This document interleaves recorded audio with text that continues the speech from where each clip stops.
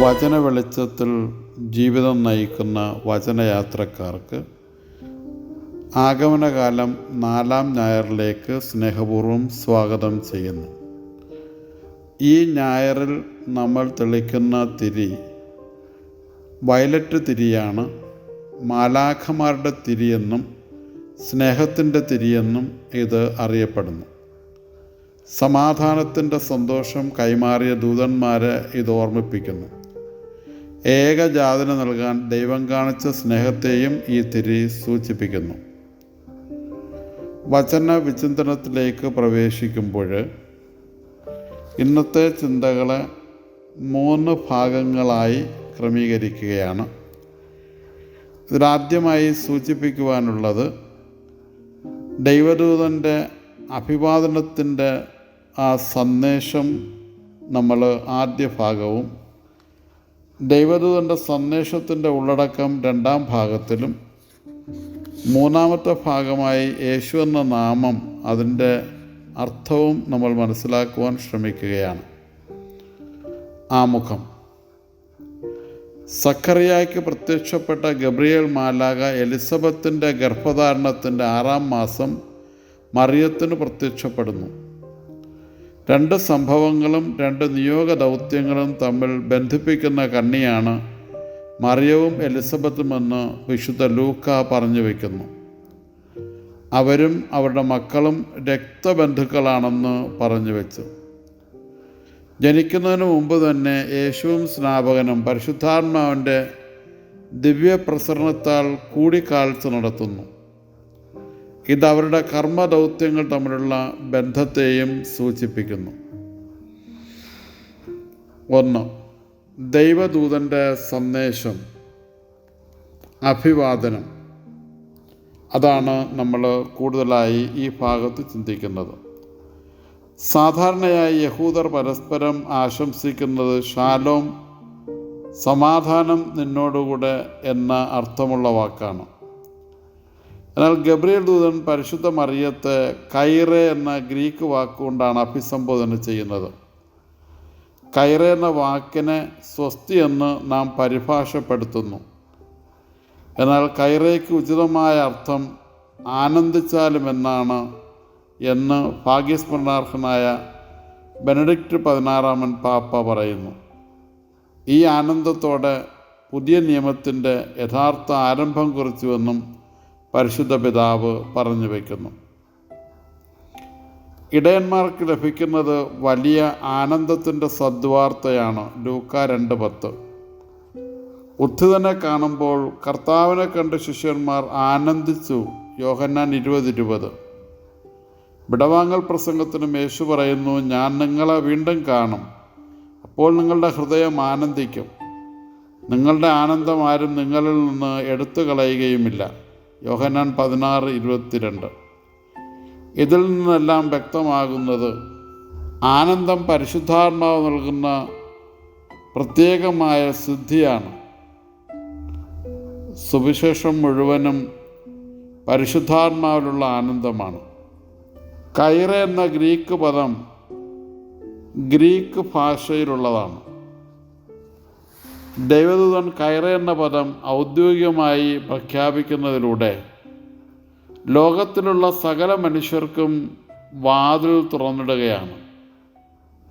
രക്ഷയുടെ വാതിലാണത്. ക്രൈസ്തവ സന്ദേശത്തിൻ്റെ സാർവത്രികത ഇവിടെ വ്യക്തമാക്കപ്പെടുന്നു. വീണ്ടും കൈറെ എന്ന പദം പഴയ നിയമത്തിൽ നിന്ന് എടുത്തിട്ടുള്ളത് കൊണ്ട് ബൈബിളിൽ അനാവരണം ചെയ്യപ്പെട്ടിട്ടുള്ള ചരിത്രവുമായി തുടർച്ചയും അനുബന്ധവും ഇത് സൂചിപ്പിക്കുന്നുണ്ട്. ഗബ്രിയേൽ ദൂതൻ്റെ ആശംസ സെഫാനിയയുടെ കഴിഞ്ഞകാല പ്രവചനത്തെ വർത്തമാനകാലത്തിലേക്ക് കൊണ്ടുവരുന്നു. സിയോൻ പുത്രി ആനന്ദിച്ചാലും ഇസ്രായേലെ ആർത്തു വിളിച്ചാലും ഇസ്രായേലിൻ്റെ രാജാവായ കർത്താവ് നിൻ്റെ മധ്യത്തിലുണ്ട്. സെഫാനിയ 3:14-17 വരെ. സിയോൻ പുത്രിക്ക് ആനന്ദിക്കാനുള്ള കാരണം കർത്താവ് നിൻ്റെ മധ്യത്തിലുണ്ട് എന്നതാണ്. ഈ വചനത്തെ ആക്ഷരികമായി മൊഴിമാറ്റം ചെയ്താൽ അവൻ നിൻ്റെ ഉദരത്തിലുണ്ട് എന്ന് ബെനഡിക്റ്റ് 16 പാപ്പ പറഞ്ഞു വയ്ക്കുന്നു. ഉടമ്പടിയുടെ പേടകത്തിൽ കർത്താവ് വസിക്കുന്നതിനെ സൂചിപ്പിക്കുന്നത് ഇസ്രായേലിൻ്റെ ഉദരത്തിൽ കർത്താവ് ഉണ്ട് എന്നാണ്. പുറപ്പാട് 33:3, 34:9. ഇതാണ് സെഫാനിയ പ്രവാചകൻ്റെ മനസ്സിലുണ്ടായിരുന്നത്. അതേ വാക്കു തന്നെ ദൂതൻ പറയുന്നു, നീ നിൻ്റെ ഉദരത്തിൽ ഗർഭം ധരിക്കും. ലൂക്ക 1:31. ദൈവം സത്യമായി കുടികൊള്ളുന്ന സ്ഥലമായ ഉടമ്പടിയുടെ പേടകമായി പരിശുദ്ധ മറിയം മാറുന്നുവെന്നതാണ് ഏറെ ശ്രദ്ധേയം. വീണ്ടും ഗ്രീക്ക് ഭാഷയിൽ ആനന്ദത്തിനുള്ള ഗ്രീക്ക് വാക്ക് കൈറെ എന്നാണ്. എന്നാൽ ഗ്രീക്കിൽ കൃപയ്ക്കുള്ള പദം കാരിസ് എന്നാണ്. രണ്ട് പദങ്ങളും ഒരേ ധാതുവിൽ നിന്നാണ് ഉരുത്തിരിയുന്നത്. ആനന്ദവും കൃപയും തമ്മിൽ ജൈവബന്ധം പുലർത്തുന്നു. ദൈവകൃപയുള്ളവർക്ക് യഥാർത്ഥ ആനന്ദമുണ്ടാകൂ. 2. ദൈവദൂതൻ്റെ സന്ദേശത്തിൻ്റെ ഉള്ളടക്കം. യേശുവിനെ അത്യുന്നതൻ്റെ പുത്രൻ, ദൈവപുത്രൻ എന്നാണ് പറയുക. ലൂക്ക് 1:35. ഈ പ്രയോഗം ദൈവാലയത്തിൻ്റെ ദൈവശാസ്ത്രധാരയും ശ്രീകോവിലിനുള്ളിലെ ദിവ്യ സാന്നിധ്യ ധാരകളത്രയും സംയോജിച്ച ഒന്നാണ്. ഷക്കീന അഥവാ വിശുദ്ധ മേഘം ദിവ്യ സാന്നിധ്യത്തിൻ്റെ കാണപ്പെടുന്ന അടയാളമാണ്. ദൈവം തൻ്റെ ഭവനത്തിൽ വസിക്കുന്നതിന് മറയിട്ട് മൂടുകയാണ് മഴമേഘങ്ങൾ. അതേസമയം ദൈവത്തിൻ്റെ അസാന്നിധ്യത്തിലേക്ക് അവ കൈചൂണ്ടുകയും ചെയ്യുന്നു. ദൈവത്തിൻ്റെ സാന്നിധ്യത്തെ ഒരേ സമയം മറയ്ക്കുകയും വെളിപ്പെടുത്തുകയും ചെയ്യുന്ന ധർമ്മമാണ് മഴമേഘങ്ങൾക്കുള്ളത്. പരിശുദ്ധാത്മാവ് നിൻ്റെ മേൽ വരുമെന്ന വാഗ്ദാനം ദൈവത്തിൻ്റെ ജീവനുള്ള കൂടാരമായി മറിയത്തെ അവതരിപ്പിച്ചിരിക്കുന്നു. മനുഷ്യരോടൊപ്പം നവമായ രീതിയിൽ വസിക്കാനായി മറിയത്തെ തൻ്റെ വിശുദ്ധ കൂടാരമായി ദൈവം തിരഞ്ഞെടുത്തിരിക്കുന്നു. ത്രിത്വൈക ദൈവത്തിൻ്റെ നിഗൂഢമായ രഹസ്യാത്മകത ഈ മംഗളവാർത്തയിലുടനീളം ആവാഹിക്കപ്പെട്ടിരിക്കുന്നു. പിതാവായ ദൈവം ഇവിടെ പ്രവർത്തിക്കുന്നു. നാഥാൻ പ്രവാചകനിലൂടെ ദൈവം വാഗ്ദാനം ചെയ്ത സന്തതിയെ നാം ഇവിടെ കാണുന്നു. 2 സാമുവേൽ 7:14.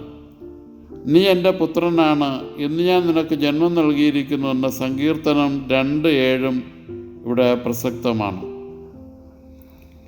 3. യേശു എന്ന നാമം.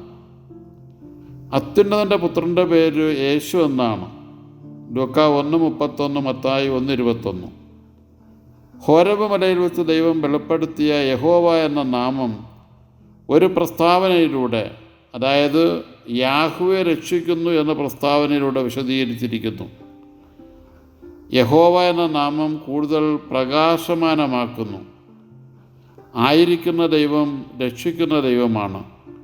അവനിപ്പോൾ ചരിത്രത്തിലുണ്ട്. ദൈവനാമത്തിൻ്റെ ആവിഷ്കാരമാണ് ഇപ്പോൾ യേശുവിൽ പൂർണ്ണത പ്രാപിച്ചിരിക്കുന്നത്. ഈ വിചിന്തന ഭാഗം നമ്മെ ഓർമ്മപ്പെടുത്തുന്നത് ഇതാണ്: ആനന്ദം പരിശുദ്ധാത്മാവ് നൽകുന്ന സവിശേഷമായ സിദ്ധിയാണ്. ദൈവകൃപയുള്ളവർക്ക് യഥാർത്ഥ ആനന്ദമുണ്ടാകും. സന്തോഷത്തെ കുറിക്കാൻ ഇംഗ്ലീഷിൽ ഹാപ്പിനെസ് എന്ന പദമാണ് ഉപയോഗിക്കുന്നത്. ഹൃദയ അന്തർഭാഗത്തു നിന്ന് പൊട്ടിപ്പുറപ്പെടുന്നതും മനുഷ്യ വ്യക്തിത്വത്തെ മുഴുവൻ പ്രകാശപൂരിതമാക്കുന്നതും ശാശ്വതമായി നിലനിൽക്കുന്നതുമായ ആനന്ദമാണ് ഹാപ്പിനെസ്. ഇതിന് നേർവിപരീതമായ അർത്ഥം നൽകുന്ന പദമാണ് പ്ലഷർ എന്ന വാക്ക്. ഐന്ദ്രിയ ഭോഗ അനുഭവമെന്ന് ഇതിനെ വിവർത്തനം ചെയ്യാം. യേശുവിൻ്റെ ജനനത്തിരുന്നാൾ പടിവാതിൽക്കൽ എത്തി നിൽക്കുമ്പോൾ ഈ ഡിസംബർ മാസം ആത്മാവിൽ നിറയുന്ന ആനന്ദം അനുഭവിക്കുവാൻ ദൈവത്തിൽ നിന്ന് കൃപയ്ക്ക് വേണ്ടി അപേക്ഷിക്കേണ്ട പ്രാർത്ഥനയുടെയും ഉപവാസത്തിൻ്റെയും അരൂപി ഇന്ന് എന്തുമാത്രം നിറഞ്ഞു നിൽക്കുന്നു എന്ന് വിചിന്തനം ചെയ്യേണ്ടിയുണ്ട്. ഒരു പുനർവിചിന്തനം നടത്തേണ്ട സമയം അതിക്രമിച്ചിരിക്കുന്നു എന്ന് തോന്നുന്നു. ഡിസംബർ മാസമാകുമ്പോൾ എല്ലാവരും പലതരത്തിലുള്ള കളികളും അതുപോലെ തന്നെ സന്തോഷകരമായ അനുഭവങ്ങളും പങ്കുവയ്ക്കുവാൻ ശ്രമിക്കുമ്പോൾ നമ്മുടെയൊക്കെ ആനന്ദം ദൈവത്തിൽ നിന്ന് വരുന്നതാണോ, ദൈവത്തിലാണോ, അത് പരിശുദ്ധാത്മാവ് പറയുന്ന സന്തോഷമാണോ, അത് നിലനിൽക്കുന്ന സന്തോഷമാണോ എന്നുകൂടി വിചിന്തനം ചെയ്യണം. ആത്മാവിനാൽ നിറഞ്ഞ ആനന്ദം ദൈവകൃപയുള്ളവർക്കേ ലഭ്യമാകുമെങ്കിൽ ആ ദൈവകൃപ അപേക്ഷിച്ച് ആനന്ദത്തോടുകൂടി യേശുവിൻ്റെ ജനനത്തിനായി കാത്തിരിക്കാം. സ്നേഹപൂർവ്വം ഫാദർ നിക്കോളാസ് ടി.